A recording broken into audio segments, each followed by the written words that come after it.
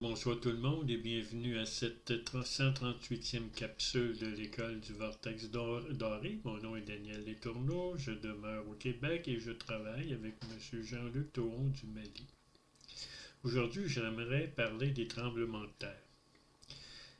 Les tremblements de terre arrivent lorsque le Soleil a des flashs solaires, émet de la chaleur ou émet de la lumière ou émet des vibrations ou émet de la gravité.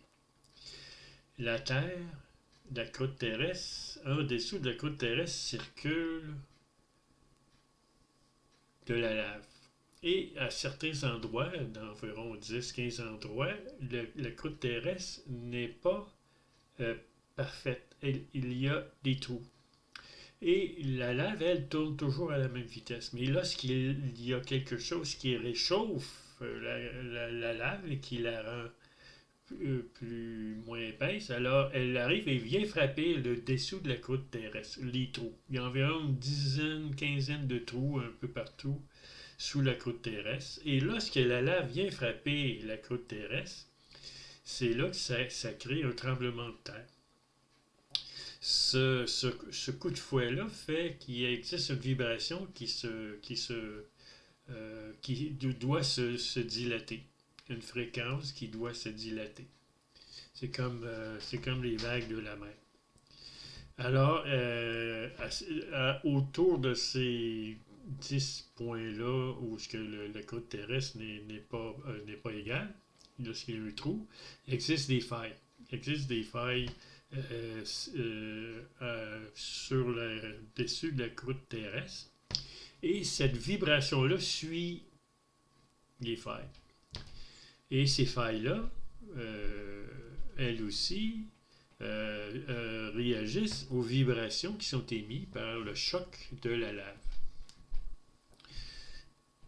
La majorité des chocs des chocs de lave se produisent principalement un peu au nord de la Nouvelle-Zélande, dans les îles Kermédex. Il existe aussi d'autres endroits comme pas loin de l'Indonésie, pas loin du Japon, aussi le Kimchakta de la Russie. Et la plupart des tremblements de terre qui sont en Amérique du Sud proviennent des failles qui sont dans les îles de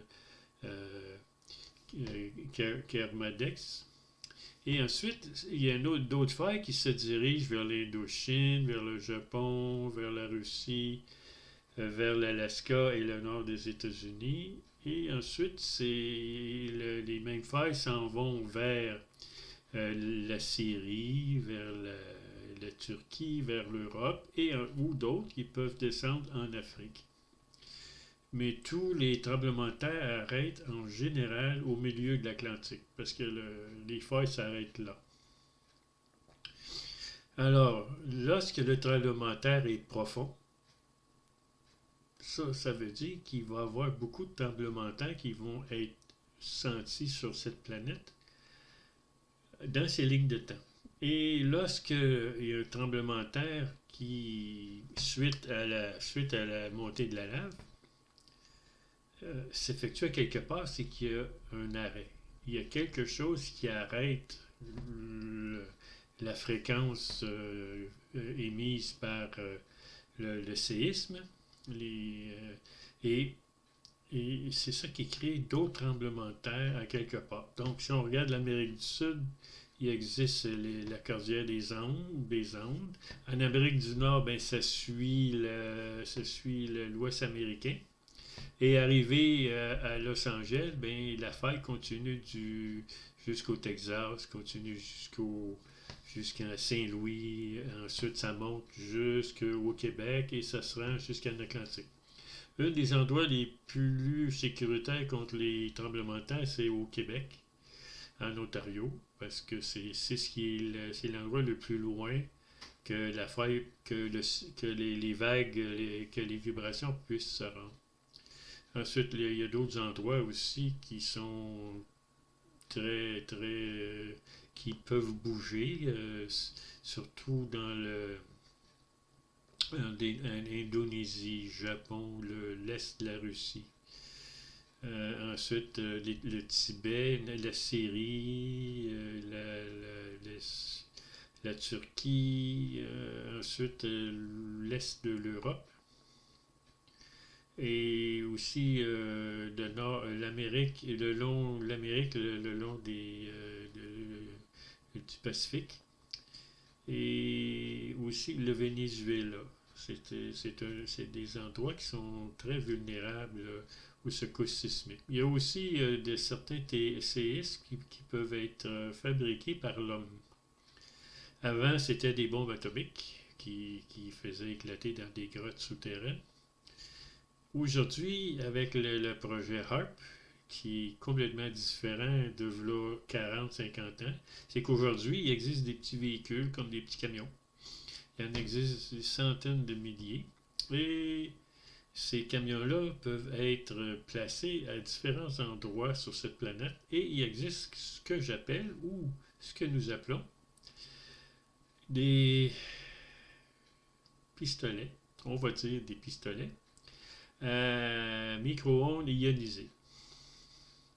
Ces micro-ondes-là sont dirigées vers un endroit précis et ça réchauffe la croûte terrestre. Et c'est ionisé, donc on met un courant dans la roche. Et lorsque c'est arrêté, lorsqu'on arrête de réchauffer la surface terrestre, bien là, cette chaleur-là, ces vagues-là de micro-ondes doivent aller à quelque part. Alors, ça crée ce qu'on appelle des failles. C'est ce qui est arrivé en Turquie, en Syrie. Et la Terre se fend. Et ça crée d'énormes tremblements de terre. C'est absolument incroyable. Et ça ne marche pas toujours comme les scientifiques négatifs veulent. Parce qu'ils ont essayé ça au Mexique. La même chose qui s'est fait en Turquie, mais ça n'a pas fonctionné. Ça s'est fait à d'autres endroits aussi, mais ça n'a pas fonctionné non plus.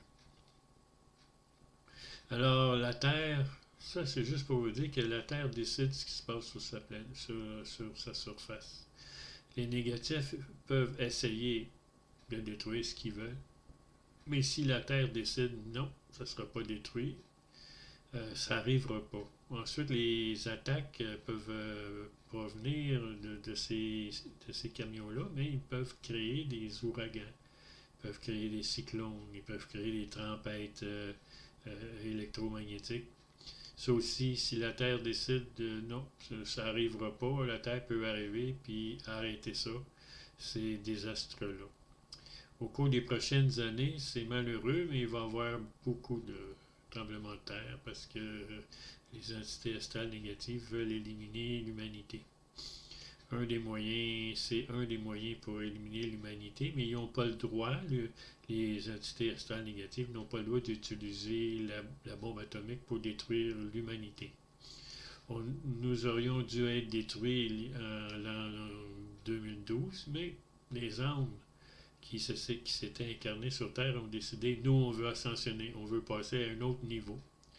Alors, les humains tels qu'on les connaît vont être détruits, mais il y a une certaine quantité d'humains qui vont aller dans d'autres dimensions. Alors, je vous souhaite une bonne journée, une bonne soirée et à la prochaine discussion.